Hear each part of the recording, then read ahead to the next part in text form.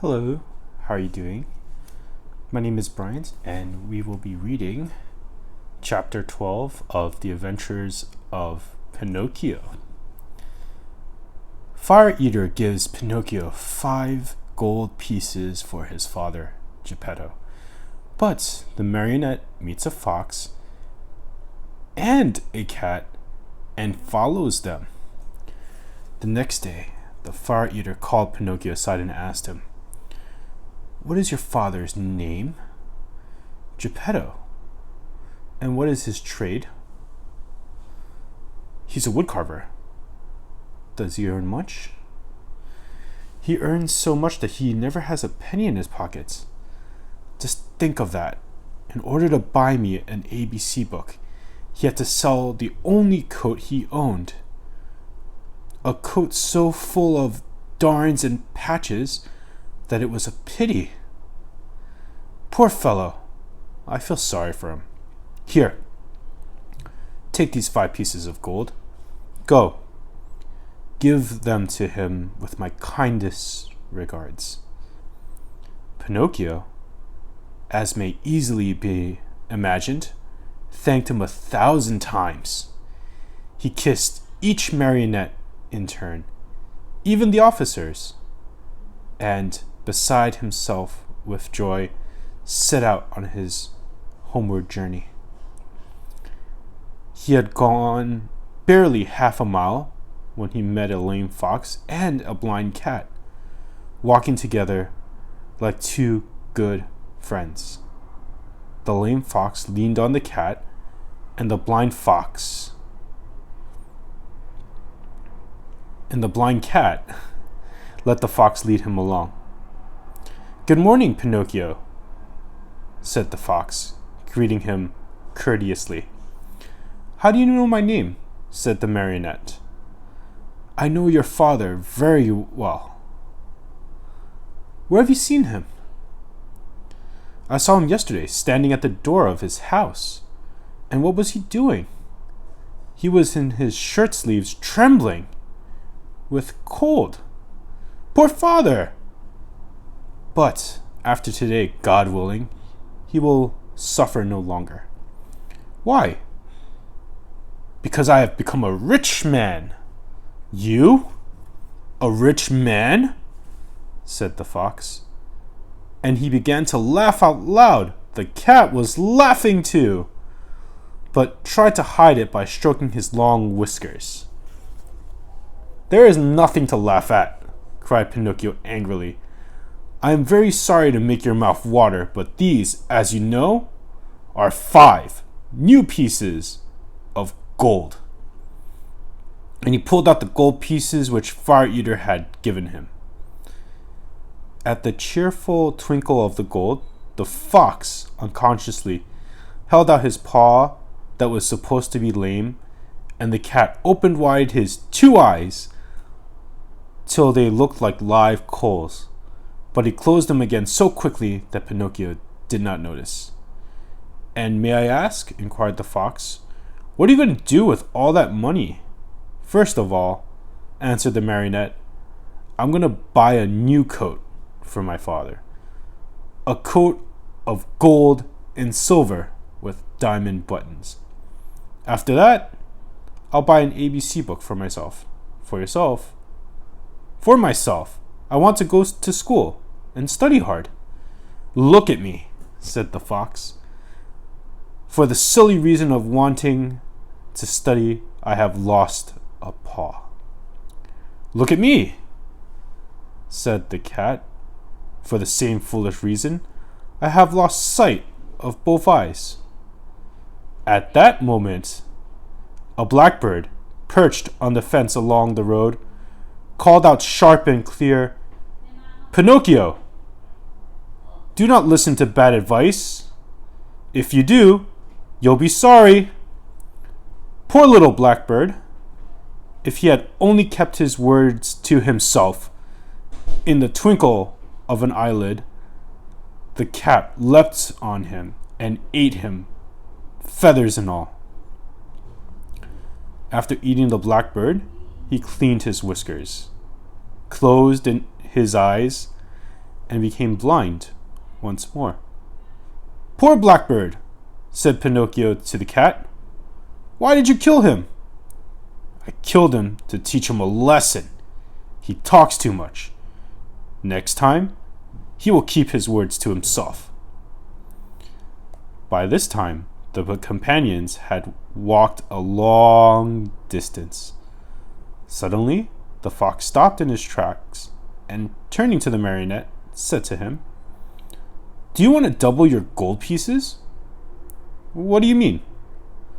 "Do you want 100, 1,000, 2,000 gold pieces for your miserable 5? "Yes." "But how?" "That was very easy. Instead of returning home, come with us." "And where will you take me?" "To the city of Simple Simons." Pinocchio thought a while and then said firmly, "No, I don't want to go. Home is near, and I'm going where my father is waiting for me. How unhappy he must be that I have not yet returned. I have been a bad son, and the talking cricket was right when he said that a disobedient boy cannot be happy in this world. I have learned this at my own expense. Even last night in the theater, when Fireeater, brrr, the shivers run up and down my back at the mere thought of it." "Well then," said the fox, "if you really want to go home, go ahead. But you'll be sorry." "You'll be sorry," repeated the cat. "Think, well, Pinocchio, you are turning your back on Dame Fortune." "On Dame Fortune," repeated the cat. "Tomorrow your 5 gold pieces will be 2,000. 2,000, repeated the cat. "But how can that possibly become so many?" asked Pinocchio wonderingly. "I'll explain," said the fox. "You know that just outside the city of Simple Simons, there is a blessed field called the Field of Wonders. In this field, you dig a hole, and in the hole you bury a gold piece. After covering up the hole with earth and water, well, sprinkle a bit of salt on it, and go to bed. During the night, the 5 gold pieces sprout, grows, blossoms, and the next morning you find a beautiful tree that is loaded with gold pieces." "So if I bury my 5 gold pieces," cried Pinocchio with growing wonder, "the next morning I should find how many?" "It is very simple to figure out," answered the fox. "Why, you can figure it out on your fingers. Granted that each piece gives you 500, multiply 500 by 5. Next morning you will find 2,500 new sparkling gold pieces." "Fine, fine," cried Pinocchio, dancing with joy. "As soon as I have them, I shall keep 2,000 for myself, and the other 500 I'll gift to you two." "A gift for us?" cried the fox, pretending to be insulted. "Why, of course not." "Of course not," repeated the cat. "We do not work for gain," answered the fox. "We only work to enrich others." "To enrich others," said the cat. "What good people," thought Pinocchio to himself, and forgetting his father, the new coat, the ABC book, and all his good resolutions, he said to the fox and to the cat, "Let us go. I am with you." Chapter 13. The Inn of the Red Lobster. Cat and fox and marionette walked and walked and walked. At last, toward evening, dead tired, they came to the Inn of the Red Lobster. "Let's stop here for a while," said the fox, "to eat a bite and rest for a few hours. At midnight, we'll start out again, for at dawn tomorrow we must be at the Field of Wonders." They went into the inn, and all three sat down at the same table. However, not one of them was very hungry. The poor cat felt very weak. He was only able to eat 35 mullets with tomato sauce and 4 portions of tripe with cheese. Moreover, as he was so in need of strength, he had to have 5 more helpings of butter and cheese. The fox, after a great deal of coaxing, tried his best to eat a little. The doctor had put him on a diet, and he had to be satisfied with small hare dressed with a dozen young and tender spring chickens.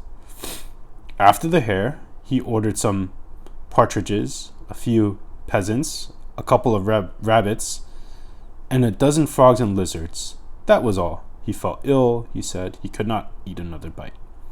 Pinocchio ate the least of all. He asked for a bite of bread and a few nuts, and then hardly touched them, the poor fellow, with his mind on the field of wonders, was suffering from a gold piece indigestion. Supper over, the fox said to the innkeeper. Give us 2 rooms, one for Pinocchio and the other for me and my friend. Before starting out, we'll take a little nap. Remember to call us at midnight sharp, for we must continue on our journey. Yes, sir, answered the innkeeper, winking and knowing what the fox and cat, as if to say, I understand. As soon as Pinocchio was in bed, he fell fast asleep and began to dream. He dreamed he was in the middle of the field. The field was full of vines, heavy with grapes. The grapes were no other than gold coins which tinkled merrily as they swayed in the wind. They seemed to say, "Let him who wants us take us." Just as Pinocchio stretched out his hand to take a handful of them, he was awakened by 3 loud knocks at the door. It was the innkeeper, who had just come to tell them that midnight had struck. "Are my friends ready?" the marionette asked him. "Yes, indeed. They went 2 hours ago." "Why in such a hurry?" Unfortunately, the cat received a telegram which said his firstborn was suffering from chilblains and was on the point of death. He could not even wait to say goodbye to you. Did he pay for supper? How could they do such a thing? Being people of great refinement, they did not want to offend you so deeply as to not allow you the honor of paying the bill. Too bad. That offense would have been more than pleasing to me, said Pinocchio, scratching his head. Where did my good friends say they would wait for me? He added. At the Field of Wonders, at sunrise tomorrow morning. Pinocchio paid a gold piece for the 3 suppers and started on his way toward the field that would make him a rich man. He walked out, not knowing where he was going, for it was dark, so dark that not a thing was visible. Round about him, not a leaf stirred. A few bats skimmed his nose now and again and scared him half to death. Once or twice he shouted, "Who goes there?" And the far-fetched hills echoed back to him, "Who goes there? Who goes there? Who goes?" As he walked, Pinocchio noticed a tiny insect glimmering in the trunk of a tree. A small being that glowed with a pale, soft light. "Who are you?" he asked. "I am the ghost of the talking cricket," answered the little being in a faint voice, as if it came from a far-away world. "What do you want?" asked the marionette. "I want to give you a few words of good advice. Return home and give the 4 pieces you have left to the old father, who is weeping because he has not seen you for many a day. Tomorrow, my father will be a rich man. These 2 gold pieces will become 2,000. Don't listen to those who promised you wealth overnight, my boy. As a rule, they are either fools or swindlers. Listen to me and go home." "But I want to go on. The hour is late. I want to go on. The night is dark. I want to go on. The road is dangerous. I want to go on. Remember that boy who insisted having their own way, sooner or later come to grief. The same nonsense. Goodbye, Cricket. Good night, Pinocchio. May heaven preserve you from the assassins. There was silence for a minute, and in light of the talking cricket disappeared suddenly, just as if someone had snuffed it out. Once again, the road had plunged into darkness.